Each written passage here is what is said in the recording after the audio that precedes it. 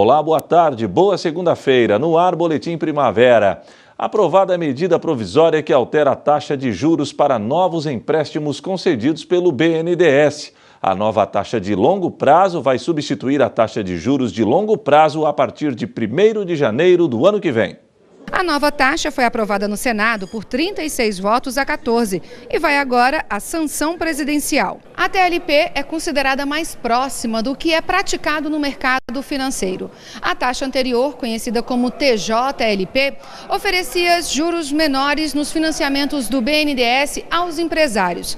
Mas, no final das contas, quem pagava a diferença era o contribuinte brasileiro. Atualmente, a TJLP está em 7% ao ano, bem abaixo das taxas de juros praticadas no mercado. Para se ter uma ideia, o Tesouro Nacional, considerado o tomador de empréstimos de menor risco da sociedade, paga pouco mais de 11% ao ano para rolar sua dívida. O BNDES pega dinheiro emprestado com o Tesouro Nacional para oferecer crédito a empresários, pagando juros de 7% ao ano ao Tesouro, valor da TJLP. Mas o Tesouro precisa levantar recursos para emprestar ao BNDES. Nessa operação, o Tesouro paga pouco mais de 11% de juros ao ano. Ou seja, se o Tesouro empresta R$ 100 para o BNDES, ele recebe R$ 7 de juros por esse empréstimo e paga R$ 11 de juros no empréstimo que tomou do outro lado para financiar o BNDES. Em cada R$ 100, o Tesouro perde R$ 4. Essa perda recebe o nome de subsídio implícito. Não aparece no orçamento do governo, mas aumenta a dívida pública. No ano passado, esse subsídio custou mais de 29 bilhões de reais. Já entre 2008 e 2016, o subsídio implícito chegou a 116 bilhões de reais. A TLP terá como base juros de mercado vinculados a um título do Tesouro Nacional, mais a variação do Índice Nacional de Preços ao Consumidor Amplo, o IPCA.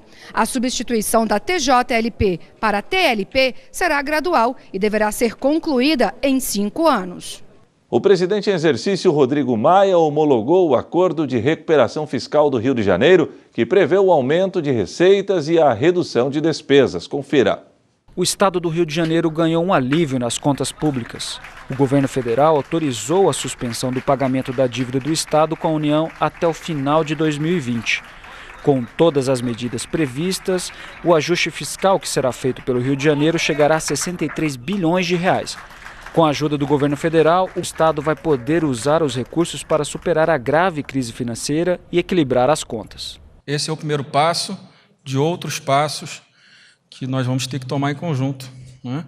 O governo estadual ainda tem muita coisa a fazer, né? E certamente o Congresso Nacional, o governo federal tem muita coisa a fazer em reformas que possam resolver principalmente a Previdência, como nós falamos na hora da assinatura. Nós temos gastos obrigatórios que crescem de forma permanente e as receitas não acompanham. O plano de reajuste fiscal do Rio de Janeiro tem duração de 3 anos, que pode ser prorrogado por mais 3, se necessário.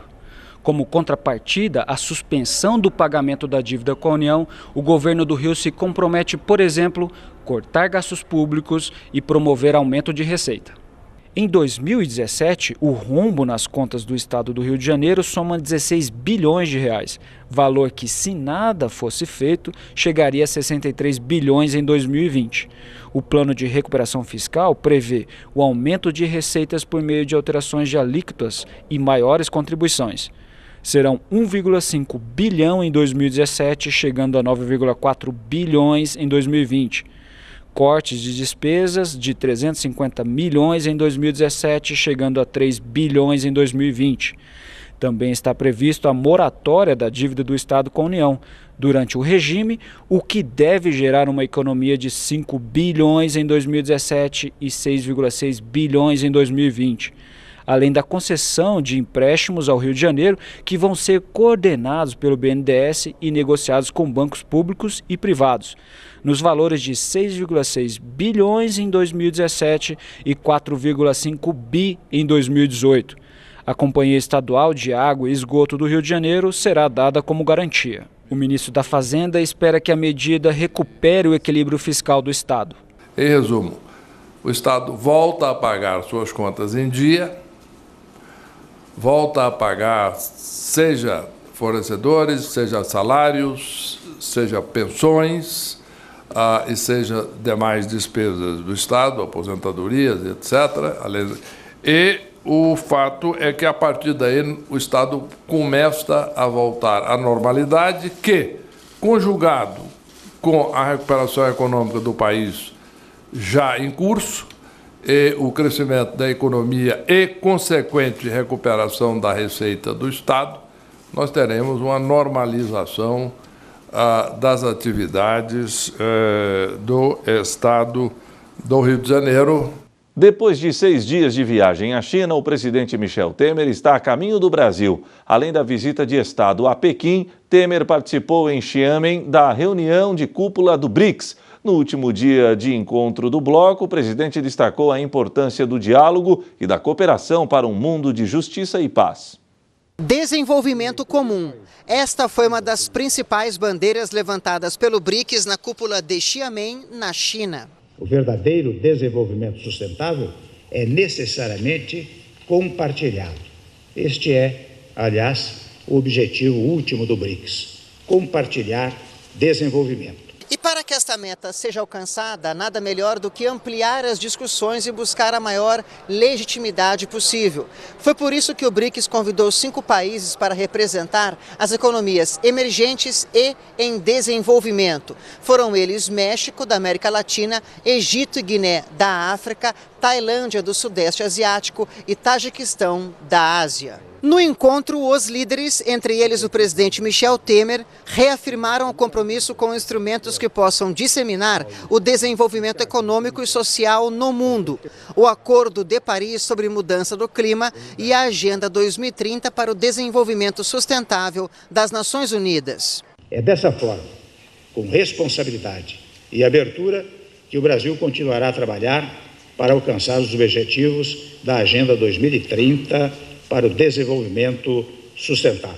Michel Temer também apresentou durante o diálogo com economias emergentes e países em desenvolvimento o trabalho que vem sendo feito no Brasil para a promoção de um crescimento econômico com inclusão social. Quando assumimos o governo no ano passado, a crise que tínhamos diante de nós era de natureza fiscal. Não havia alternativa. Era necessário remediar a expansão acelerada dos gastos públicos. E foi o que passamos a fazer por meio de ambiciosa agenda de reformas. Nosso pressuposto era, e continua sendo, o de que o equilíbrio fiscal é condição para o crescimento com inclusão social. Nosso pressuposto era, e segue sendo, o de que a responsabilidade fiscal é imprescindível para o efetivo exercício da responsabilidade social. Já sobre os resultados da 9ª cúpula do BRICS na China, o presidente Michel Temer destacou 2 propostas do Brasil. Pleiteei algo que já estamos trabalhando, que é uma filial do novo Banco de Desenvolvimento do Brasil. Isso já está sendo trabalhado. Também propusemos uma coisa que eu verifiquei que ganhou apoio dos parceiros do BRICS, que é uma espécie de agência de inteligência e de cooperação entre os BRICS. Isto foi mencionado por vários, entre os quais o presidente Putin, né? Então, eu penso que esta viagem foi bem sucedida, seja na visita de Estado a Pequim, seja na reunião do BRICS. Foram milhões ou mais bilhões de dólares que poderão ir para o nosso país em face da abertura que nós fizemos para o mercado nacional, naturalmente, e para o mercado estrangeiro. E o Boletim Primavera fica por aqui. Mais notícias daqui a pouco às 7 da noite no Informe Região. Até lá!